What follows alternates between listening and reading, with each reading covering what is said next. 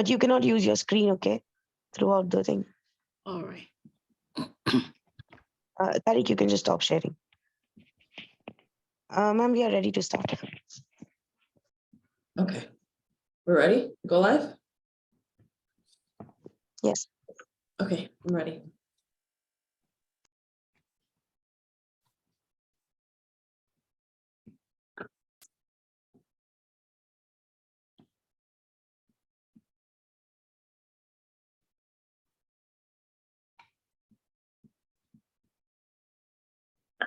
Welcome everyone to Green Card with Gehi.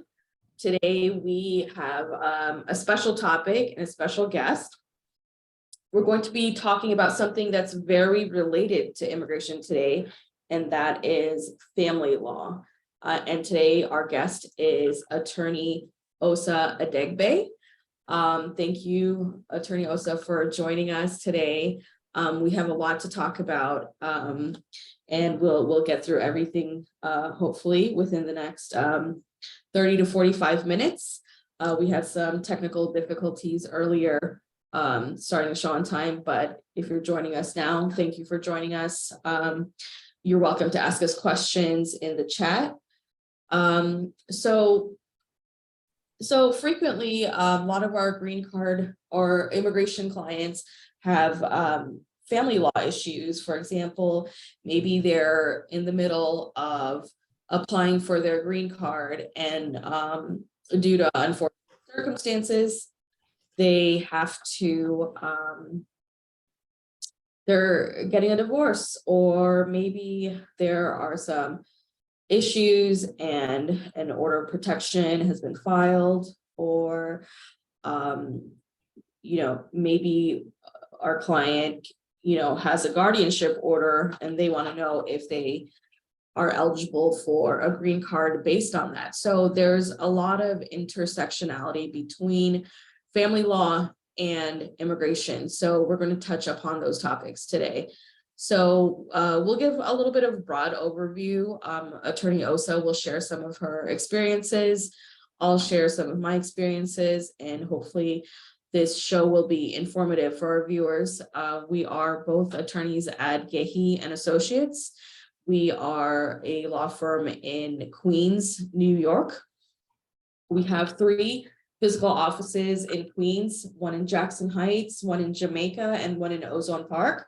Our numbers are right here on the side here. You're welcome to call us. Our website is there, also www.gehilaw.com. We also have an email. You're welcome to email us with any questions or concerns or legal issues you might have. So we'll get started. So let's talk about family court. So in the state of New York, we're both licensed in the state of New York. So our discussion today will be limited to New York law with respect to family law. So in New York, we have our family courts and we have Supreme Court. So let's talk a little bit about family court. So what types of cases can be brought in family court? Osa, can you share a little bit about what happens in family court? What kind of petitions can be filed there? What kind of relief people can get there? Oh, okay. Thank you for having me. It's an honor to be hosted here, and working at Gehi has actually helped me to expand my horizon. I'm originally from Nigeria, studied in the UK, and now I'm here in the US. There are diverse relief for family law or family related issues.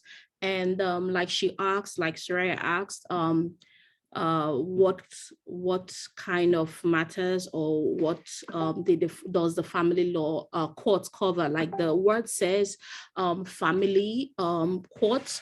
A family court basically touches on, would I say all or most aspects of family law related issues, apart from divorce. So pardon me one moment.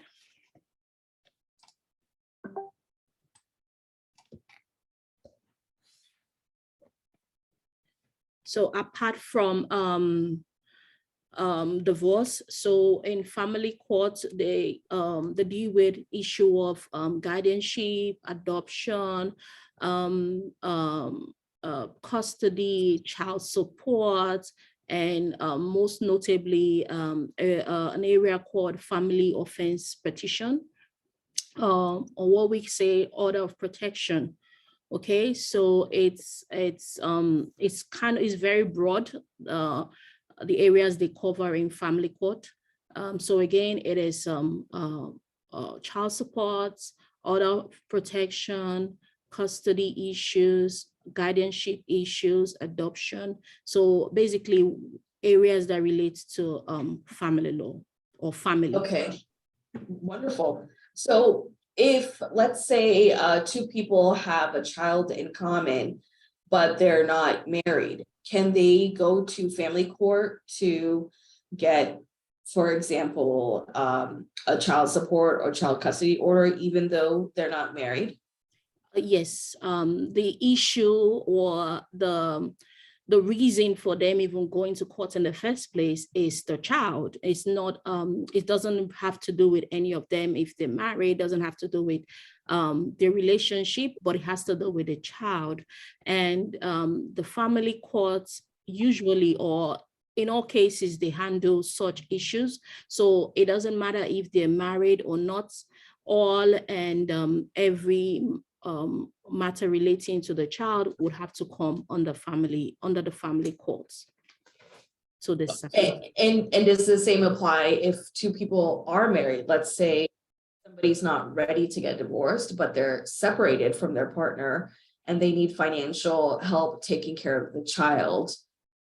Yes, you can also bring such an issue before the family courts. Like I said, normally the Supreme Courts will deal with issues of divorce, but in this case, they are not ready to get divorced, and maybe the husband is living in a separate house, or even when they're living together, but they're not ready to get divorced. They can bring the case to the family courts, and the family courts will decide issues of child support and even visitation, if that's what one of the parents is asking for from the courts.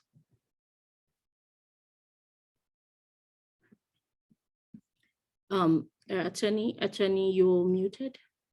Thank you.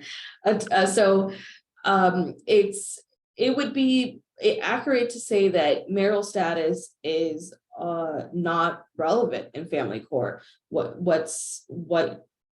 brings people to family court is children, right, or need for protection.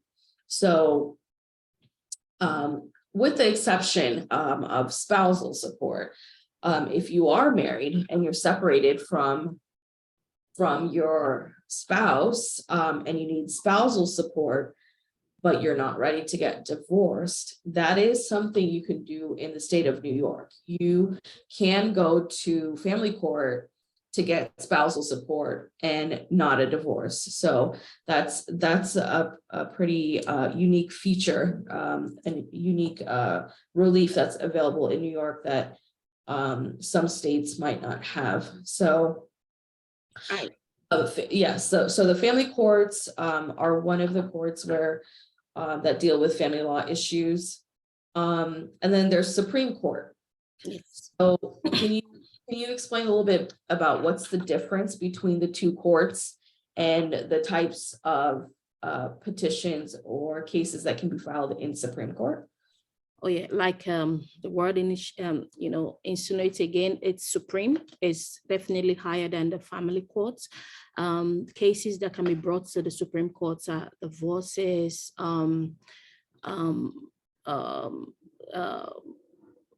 complaints and claim of different forms, like a tort claim, personal injury claim.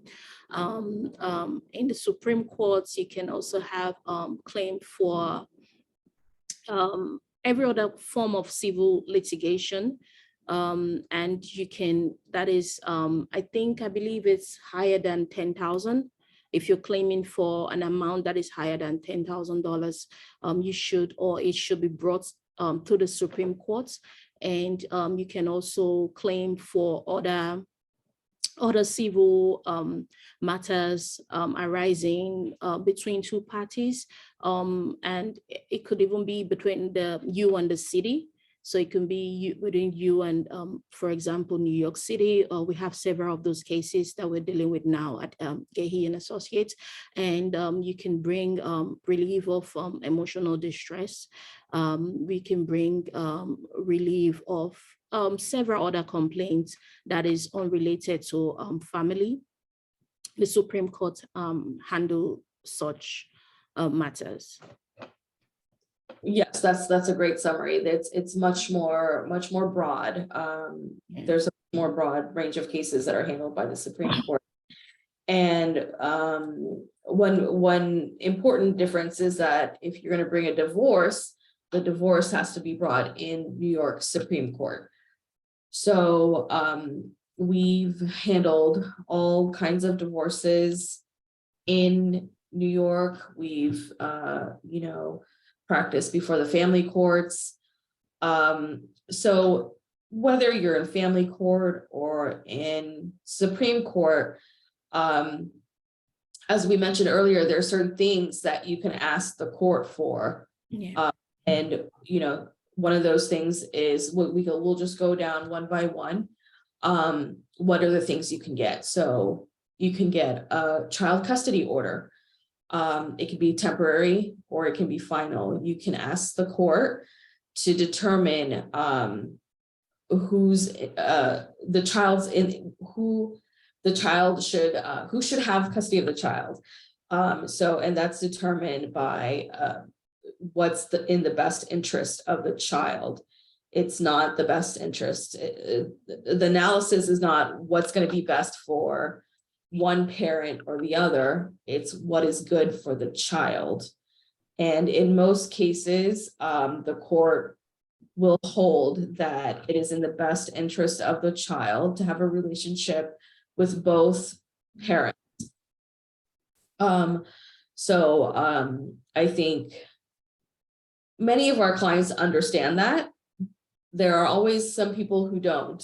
So that's something that's very important to consider when filing a petition for custody, is that you're there for the child, not to vindicate yourself or to make the other parent pay, because at the end of the day, the child will suffer if that's how you're going to treat this custody litigation in court.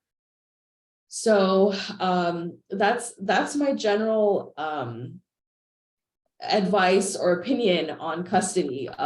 Osa, is there anything you'd like to add to that?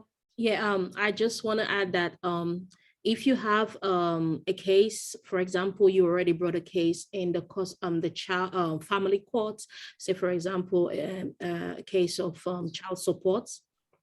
Like the analysis we gave earlier on, that there's some instances where there's a couple, they married, but one is seeking a child support without getting a divorce or without starting a divorce in the Supreme Court. So you can start the family, you can go to the family court and bring a support petition to the family court. And when you're ready to file a divorce, you can also go to the Supreme Court, and that wouldn't affect your pending family proceeding, family court proceeding. So it's just so you know that they can run concurrently together, like you can have family courts going on and as well as Supreme Court going on. And that order or the order from the family courts would also be binding in the Supreme Court, although sometimes it can overrule it, but most times it's always binding. That's absolutely correct. Yes. Okay, so that's child support child custody in a nutshell. So let's move on to child support. So with child support, the calculation is in the statute itself. So there isn't much leeway in the way that the calculation is done. In the New York statutes, family law statutes, for one child, it's going to be 25% of the combined income of both spouses.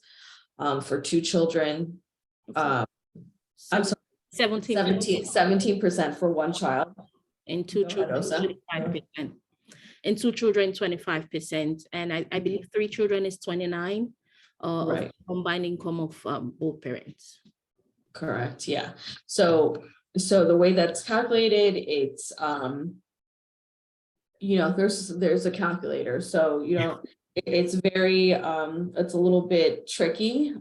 So you combine, but the general idea is that it's both parents' income combined, not just one parent.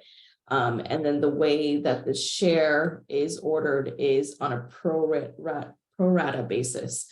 So that's the way that child support is calculated. And and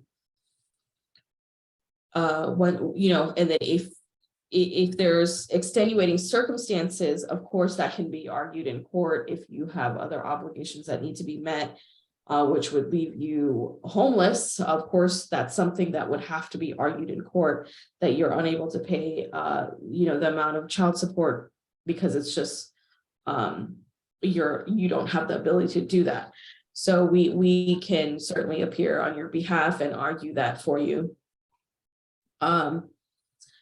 That's essentially how child support is calculated, and same for spousal support. So if you're asking the court for spousal support, it's not as rigid. There's no statutory number, but there are statutory guidelines. So essentially you have to establish that one spouse needs spousal support and the other person has the ability to pay the spousal support. Usually we see it in cases where it's a long-term marriage. The longer the marriage, the more there's a probability that the higher earning spouse will have to pay spousal support to the spouse that makes the lesser income spouse. So that's another relief that the court can provide. And finally, there's equitable distribution. So this means whatever assets and liabilities the couple has accumulated during the course of the marriage, the court will order that to be distributed.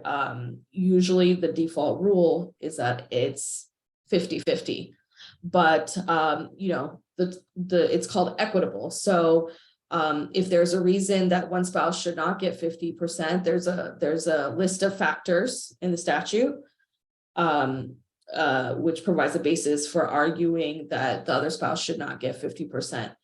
Also, would you like to talk a little bit about why a spouse would not get 50% of an asset that was accumulated during the marriage? From my experience, the judge or the courts mostly look at the imputes of one spouse to another spouse. So for example, say there is evidence to show that yes, there is we call it marital property, right? The marital property, maybe for example, a house, and the one spouse, they say the money spouse, that's the one that should pay the spousal support, has contributed even more than the other spouse, because there's always a question of how much, like Sarah mentioned, how much should be given to one spouse as spousal support, and as its own share of the the marital equitable distribution.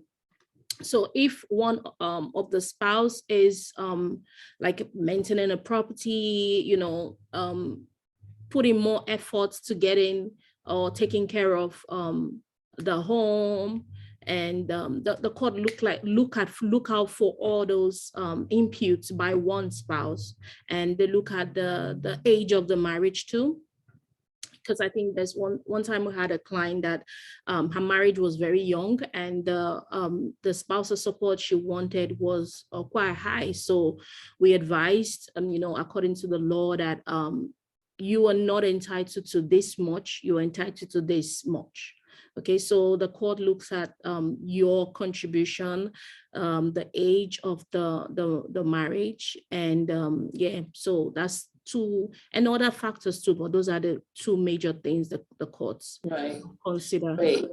Yes, like as Osa just described, so dissipation is what the court is looking for. So if your spouse is having an affair and buying luxurious gifts for whoever they're having an affair with, that should be taken into consideration when dividing the assets. So this is where our work becomes very important, because we have we're able to recognize when this is an issue, and we usually ask assistance and expertise from a forensic accountant to look at the record, bank records, the checking account, from the credit card account.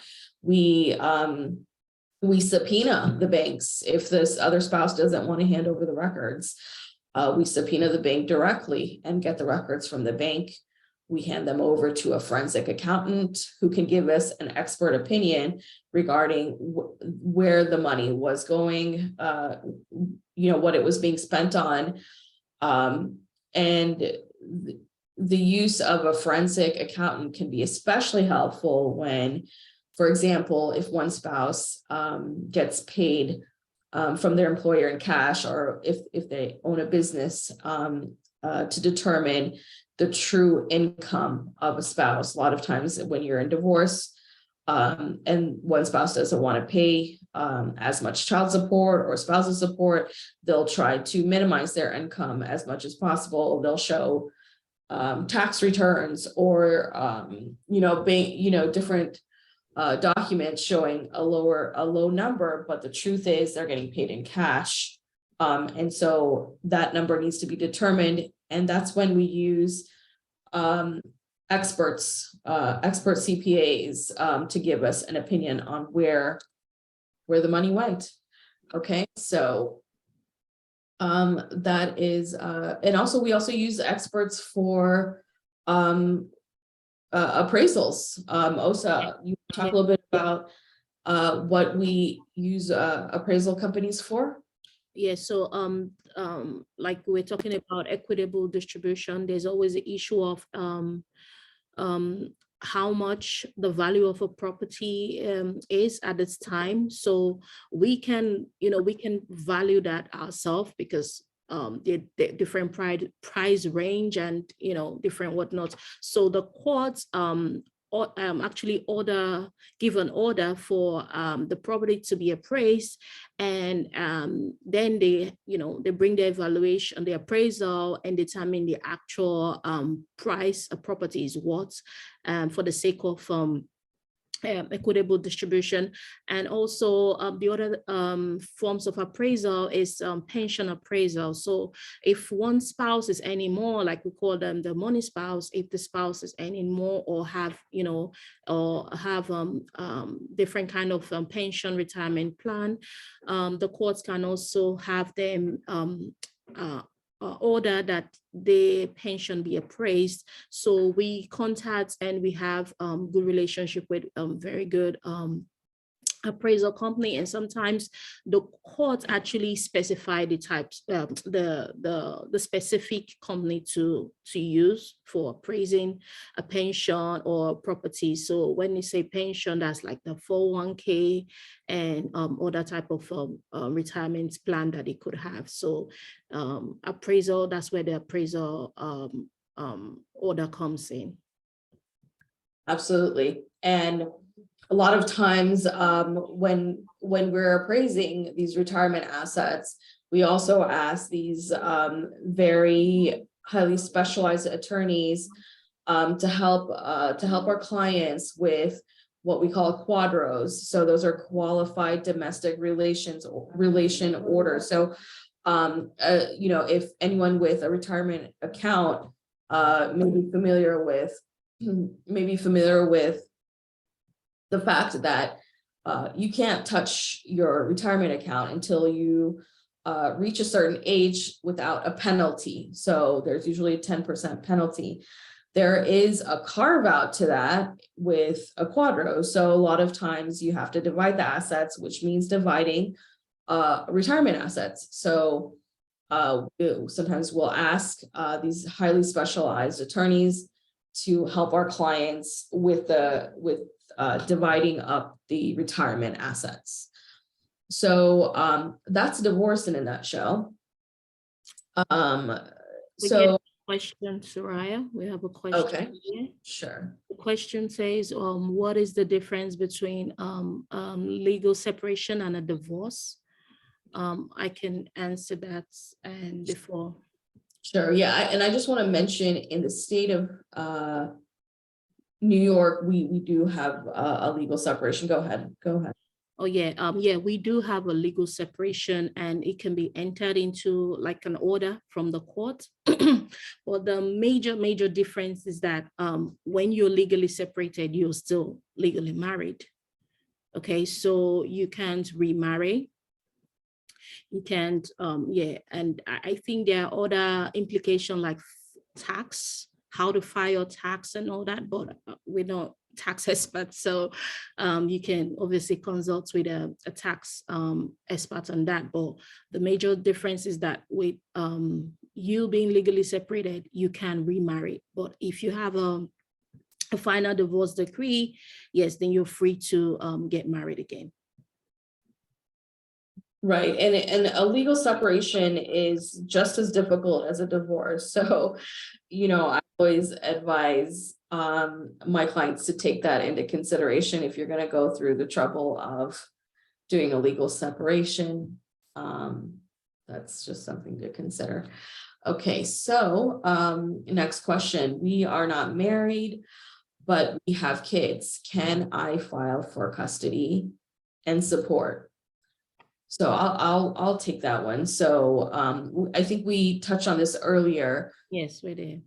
Yes, you can. You can go to family court and you can apply for custody and child support if you're living separately from the other parent. Yeah.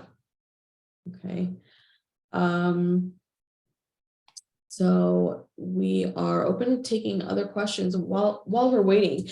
Since this is Green Card with Gehi, we can talk a little bit about when family law comes into play immigration wise. So I think the most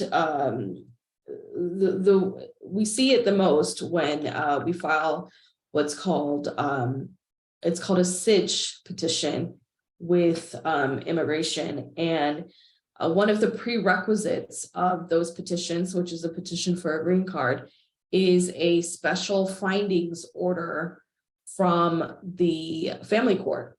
So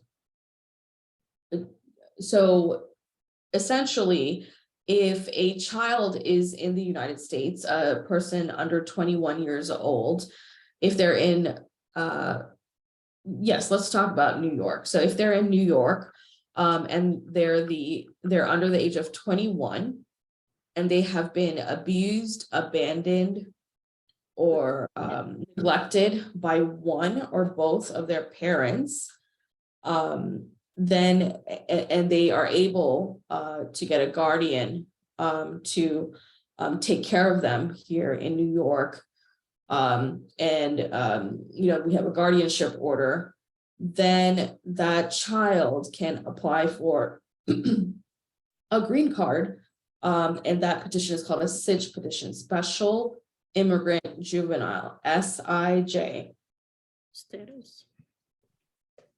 So we help our clients who are under 21 years old We help them in family court. We represent them in family court and help them get the special findings order, which is required for the SITCH petition. Okay, so we have a few more questions here. Do I have to wait 2 months before I get a divorce? Osa? I don't know the context of, the question, like, but I'll just assume, I'll put two scenarios. First of all, if you are only married for 2 months, say, for example, you got married in January, you're asking if you have to wait 2 months before you have a divorce. And the answer is yes, you have to wait more than 2 months. You can't just get married today and then want to have a divorce in 2 months. Okay, so the law says that in New York, you have to be separated for 6 months, and you have to obviously have resided in New York for over a year, or at least a year. And so in this context, you will not be able to get a divorce after getting married in 2 months. So if you're asking if you have to wait for your divorce to come out 2 months, I'm just assuming, depend on the county right now, the divorces are taking, longer than usual, and depend on the type of divorce you're filing. So we have two mainly type of divorce, the uncontested and the contested. The contested obviously takes, quite a while, going through all what we've been saying so far, the appraisals, the investigation and all that. It takes a while.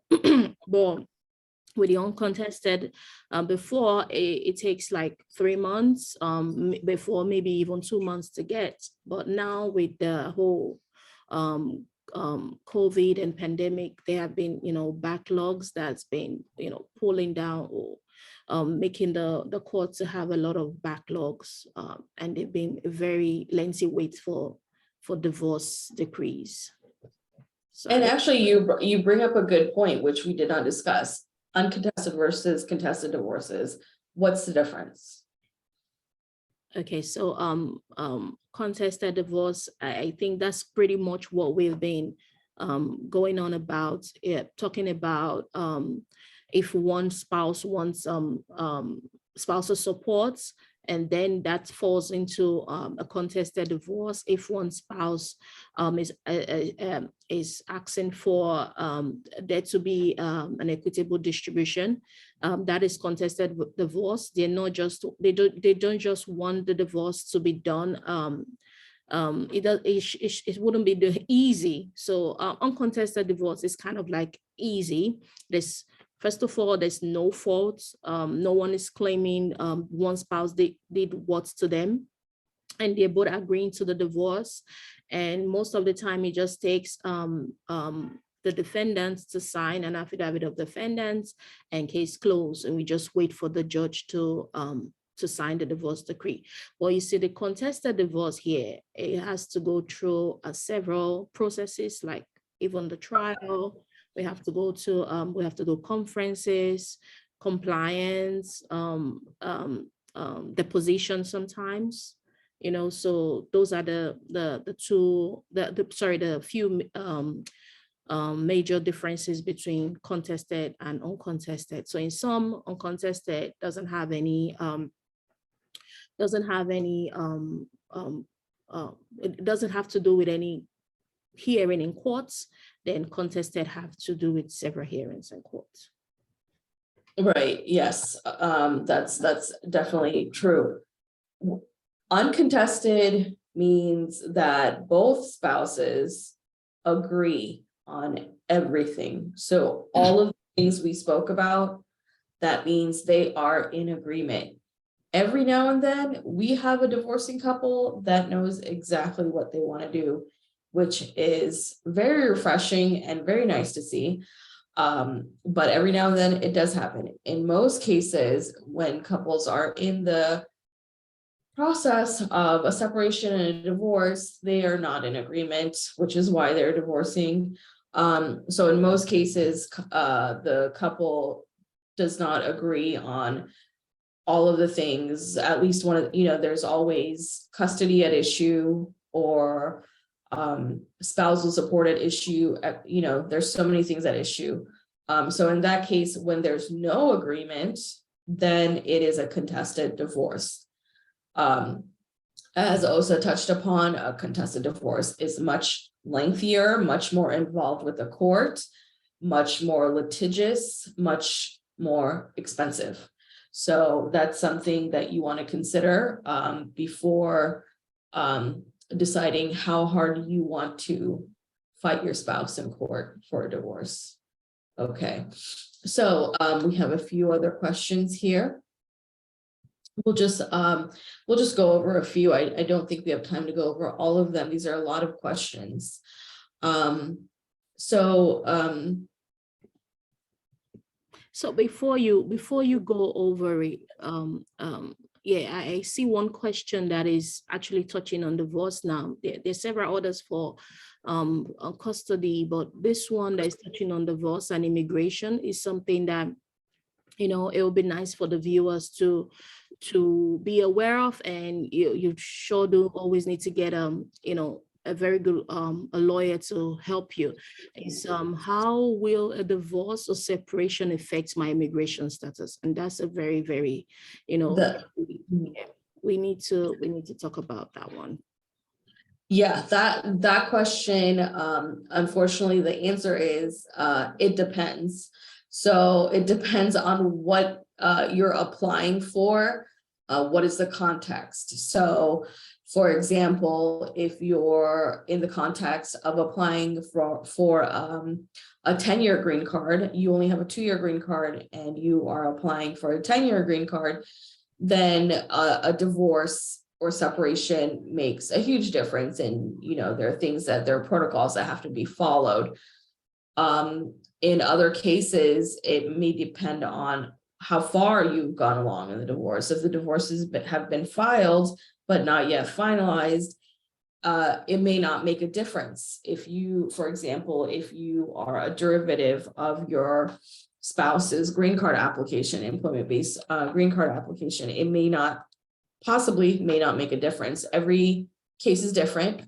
So that's something, as Osa mentioned, that's something that you want to discuss with an attorney to figure out what exactly is the effect on your specific immigration status.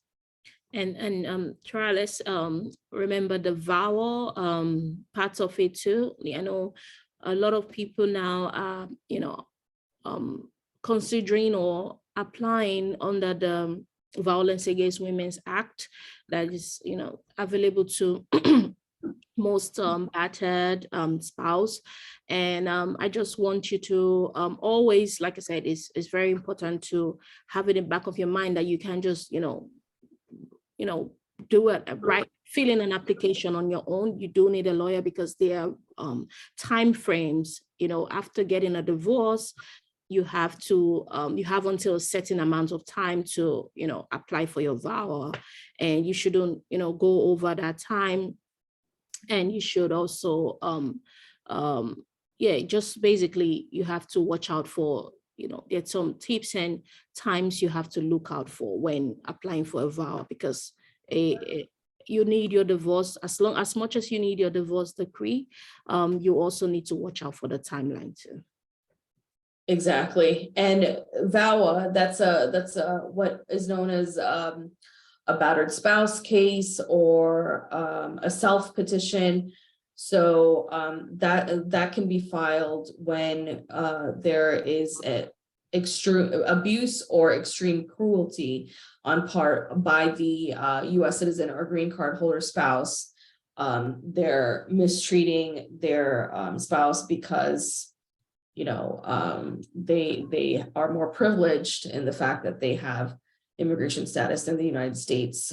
So we, of course, can assist in those types of cases as well. Okay, so let's take one more question and then we'll wrap it up for today. So the last question is, how can a family court's disposition, like what's the consequences of immigration, and what immigration consequences of a family court disposition? Yeah, so that also, the answer is it depends. So it depends on whether you're in the process of applying for citizenship or a green card, or if you're in deportation or removal proceedings. It also depends on what you've been charged with, if it's in criminal court or in family court. So a lot of these things have to be considered before really answering that question. So it's, again, it's best to speak to an attorney. We are attorneys, we can help you. We can review your dispositions. We can, go with you over your options if you want to file in family court or a divorce in Supreme Court. We are here for you to go over all of those options. So, I think that's, we've covered a lot today. Yeah. I think, I hope our viewers found this beneficial and helpful. If you have any specific questions for us, Attorney Osa and I are available to meet with you and discuss your situation. We can meet with you virtually.